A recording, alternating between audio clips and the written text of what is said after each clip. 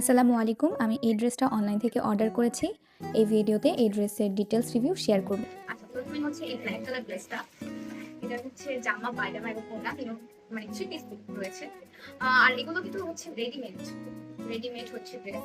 আমার body size অনুযায়ী আমি এম সাইজটা নিয়েছি। এটা হচ্ছে ড্রেস, এই যে হাতা, এই আর কি। এখানে একটা জয়েন্ট রয়েছে হাতার মধ্যে, দেখা যাচ্ছে নাকি?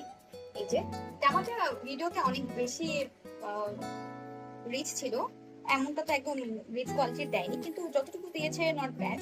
এটার প্রাইস পড়েছে হচ্ছে 1600 টাকা। আজকে থেকে জুম করে হচ্ছে সুতার কাজগুলো দেখবো। পায়জামাটা হচ্ছে নর্মাল বাটারফ্লাই কাপড়ের মধ্যে। কাপড় কোয়ালিটি মোটামুটি ঠিক আছে, বাট আমার কাছে মনে হচ্ছে যে একটু পায়জামাটা একটু চাপা হলে আরেকটু বেশি ভালো।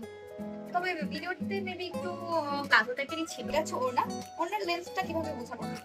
লেন্থ খুবই ভালো, ওড়নাটা খুবই বড়। জুম করে কাজগুলো দেখাই। এই আর কি ওড়নার কাজ, গোল্ডেন সুতা দিয়ে করা। আমার একটা জিনিস খুবই বিরক্ত লেগেছে, সেটা হচ্ছে ওনার এই পাড়ের মধ্যে যে সেলাইটা করেছে, এটা এভাবে মুড়ে ভাঁজ করে দিয়ে সেলাই করে দিলে খুব ভালো একটা ফিনিশিং আসতো।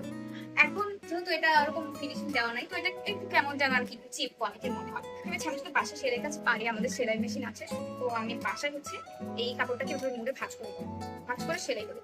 এই হচ্ছে জামার সুতার কাজ করা। পাতি যে লাগানো আছে দেখতে পাচ্ছেন, এটা আসলে এটা করা ছিল না, এটা আমি নিজে বাসায় করেছিলাম। না হলে না কেমন যেন একটু বেশি এই মাঝখানের জায়গাগুলো কেমন ফাঁকা ফাঁকা ভালো লাগছিল না, এই জন্য হচ্ছে এই পাতিগুলো হচ্ছে বসেছি। আঠা দিয়ে বসেছি, কোন আঠা দিয়ে বসাইছি সেটাও হচ্ছে আমি দেখিয়ে দিচ্ছি। এই যে এই আঠাটা ব্যবহার করে হচ্ছে বসেছি। এখনো শেষ হয়নি, এই সিরিয়ালে হচ্ছে বসাবো। নিচের দিকে বসানো এখনো হয়নি, মানে টুকটাক সুন্দর করবো আর কি। এটা হচ্ছে ভেবে রেখেছি আর কি।